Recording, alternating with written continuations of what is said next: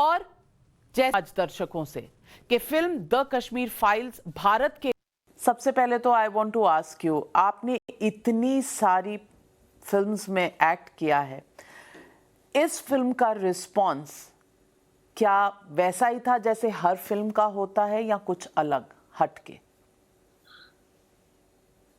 इस बार कुछ मैजिक हुआ है मैम, बिकॉज जिस तरह की दुआएं हमें मिल रही हैं, जिस तरह का प्यार हमें मिल रहा है, हमारी फिल्म को मिल रहा है, मेरे कैरेक्टर को मिल रहा है, वो हम कभी इमेजिन भी नहीं कर सकते थे।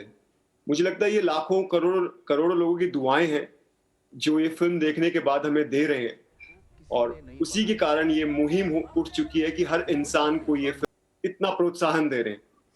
दर्शन कुमार, सवाल ये भी उठता है कि आपने ये फिल्म बतौर एक एक्टर की थी या ये इस तरह की सच्चाई थी क्योंकि अनुपम खेर साहब आते हैं कश्मीर से, कनेक्टेड हैं वहाँ से, विवेक अग्निहोत्री जी, पल्लवी जोशी जी ने बहुत काम किया है और उन्हें आइकॉन्स माना जाता है राइट विंग का, तो एक पर्टिकुलर डिस्कोर्स से। मैं आपसे पूछना चाहती हूँ कि आपने बतौर एक्टर की थी या महसूस किया था इस फिल्म को और इसके कॉज को?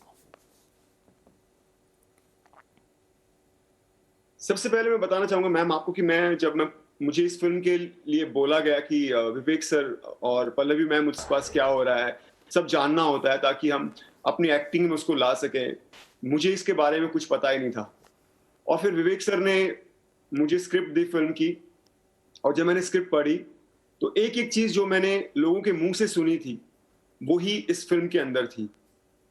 वही डायलॉग्स, वही बातें, वो सब विवेक सर ने बहुत अच्छे से उसको एक कहानी के रूप में पिरोया था। तो मुझे लगा कि ये मेरी ड्यूटी है, जो सच्चाई आज तक लोगों के सामने नहीं आई वो मैं लोगों तक पहुंचाऊं। और मैम मैंने वही कोशिश किया कि मैं इसमें अपनी दिलो जान लगा दूं ताकि ये सच लोगों तक पहुंचे और अच्छे से पहुंचे। दर्शन कुमार जी, फिल्म में भी आपका जो किरदार है, the role that you are playing, वो किरदार एक कॉन्फ्लिक्टेड यंग स्टूडेंट का है, यानी कि तो आपका नजरिया क्या बदला उससे?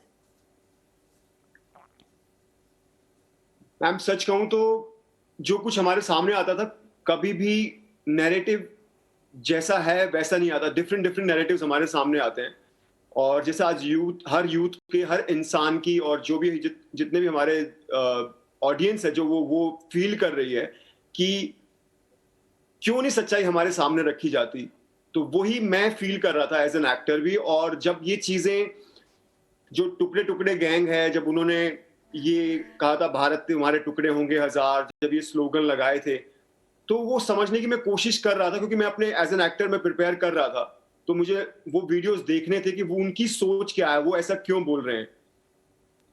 और फिर एक नैरेटिव अलग था जो मैंने खुद लोगों के मुंह से सुना, जो वीडियोस देखे उसमें जाना कि उन पर क्या क्या बीती। तो ये कैरेक्टर को समझने में बहुत बहुत असमंजस रही मेरी। मैं बहुत ही दुविधा में रहा, और वो कैरेक्टर भी वैसा था और उस तरह से प्ले भी मुझे करना था। तो आज लेकिन सच्चाई सामने आई है, क्योंकि मैंने जो जो मेरी लास्ट की मोनोलॉग है उसके अंदर जो जो मैंने बोला है,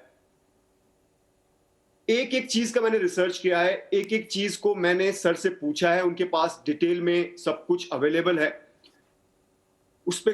क्योंकि मुझे लगा था जब तक मैं कन्विंस्ड नहीं होऊंगा, जब तक मुझे यकीन नहीं होगा, तो मैं लोगों तक उस शिद्दत से नहीं पहुंचा पाऊंगा। जब तक मेरे दिल से बात नहीं निकलेगी वो लोगों के दिल तक नहीं पहुंचेगी। तो मैंने उस पर डिटेल में काम किया, और मुझे एहसास हुआ कि हम चाहे लाइफ में कुछ भी करें, लेकिन एक दूसरे की इज्जत हमें बहुत जरूरी है करना, एक दूसरे से प्यार करना बहुत जरूरी है।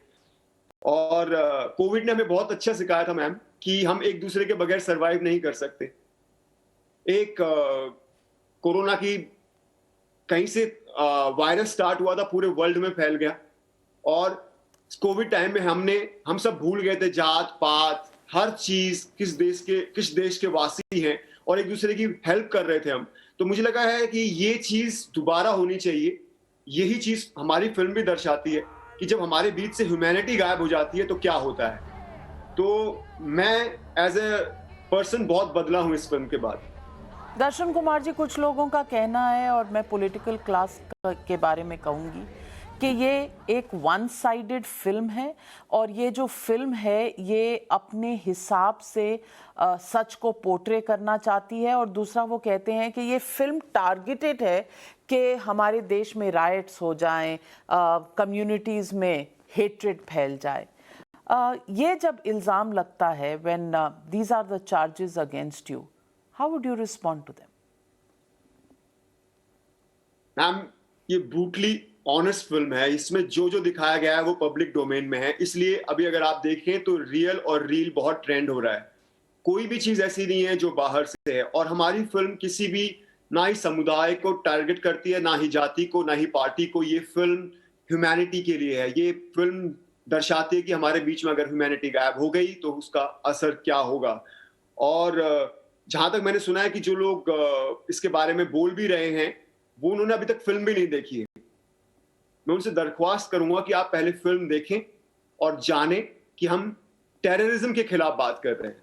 हम किसी इंसान, जाति, पार्टी के खिलाफ बात नहीं कर रहे हैं, और हर एक चीज पब्लिक डोमेन में अवेलेबल है। आप प्लीज चेक कर सकते हैं जो जो हमने फिल्म में दिखाया है। तो पहले आप फिल्म देखिए और फिर उसके बाद डिसीजन लीजिए कि ये फिल्म किसी के लिए, किसी प्रॉपर या किसी पर्सन को टारगेट कर रही है या नहीं।